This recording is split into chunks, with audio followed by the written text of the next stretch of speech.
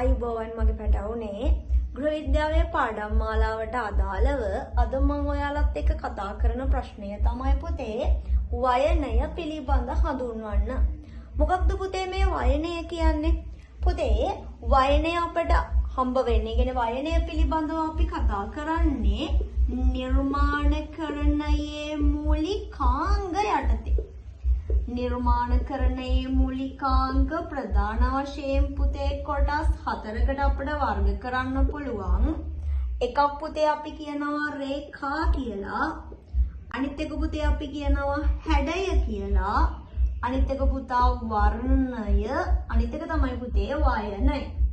අද මම ඔයාලත් එක්ක කතා කරනවා පුතේ මේ නිර්මාණකරණයේ මූලිකාංග යටතේ එන වයනය පිළිබඳ. පුතේ වයනය කියලා කියන්නේ අපි කියනවා කිසියම් නිර්මාණයක මතු පිට පෘෂ්ඨයේ ස්පර්ශ කිරීමේදී අපිට දැනෙන ස්වභාවයට තමයි පුතේ අපි කියන්නේ වයනය කියලා. ඒ වගේම තමයි පුතේ ඒ කියන්නේ දැනෙන ස්වභාවයට තමයි අපි කියන්නේ මොකක්ද තමයි වයනය කියන්නේ. හරිද? ඒ වගේම තමයි පුතේ මේක ස්පර්ශ කරන්නම ඕනද වයනය පිළිබඳව අඳුරගන්න නෑ.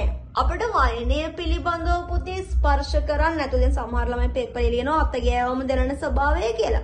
එහෙම ලියන්න එපා ළමයි. ඔයාලා ඇඩ්වාන්ස් ලෙවල් නේ. ඒතර පුතා වයනය කියලා කියන්නේ කිසියම් නිර්මාණයක මතු පිට පෘෂ්ඨය ස්පර්ශ කිරීමේදී අපිට දැනෙන ස්වභාවයට තමයි අපි කියන්නේ වයනය කියලා. අපිට පුතා ස්පර්ශ කිරීමකින් තොරව මෙන්න මේ වයනය පිළිබඳ අඳුර ගන්න පුළුවන්.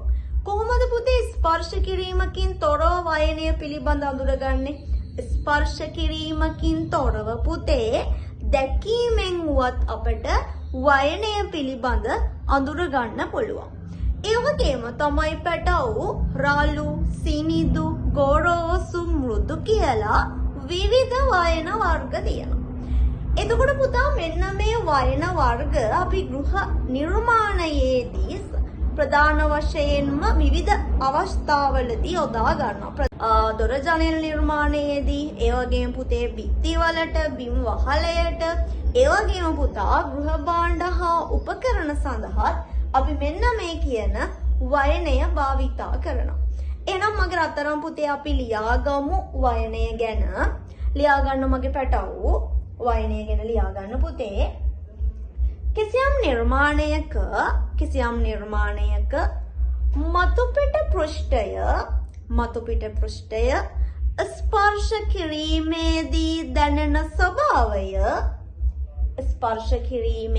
දැනෙන ස්වභාවය වයනය නම් වේ. එතනටම ලියා ගන්න මගේ වැනික.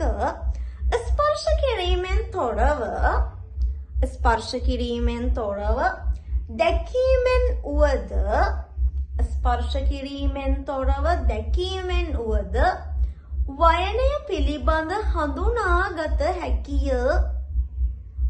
ඒ වගේම පුතා ලියා ගන්න ඊළඟ කරුණ රාළු, සිනිඳු, ගොරෝසු, මෘදු මේ ආදී වශයෙන් විවිධ වයන වර්ග දැකගත හැකිය. ඊට පස්සේ මගේ පැටවු ලියා ගන්න ඊළඟ කරුණ ගොඩනැගිල්ලක බිත්ති කමාවක් දාන්න මැනික, බිම් වහලය කමාවක්, දොර ජනෙල් හා ගෘහ භාණ්ඩ සඳහාද විවිධ වයනයන් වර්ග භාවිතා කරනු ලබයි. හරි. අද දවසට අදාළව පුතේ අපි ඔයාලත් එක්ක ගෘහ විද්‍යාවට අදාළව ප්‍රශ්නයක් සාකච්ඡා කරා. නැවත දවසක හමු වෙන බලාපොරොත්තුවෙන් අදට සමු ගන්නම් පුතේ. අයුබෝවන්.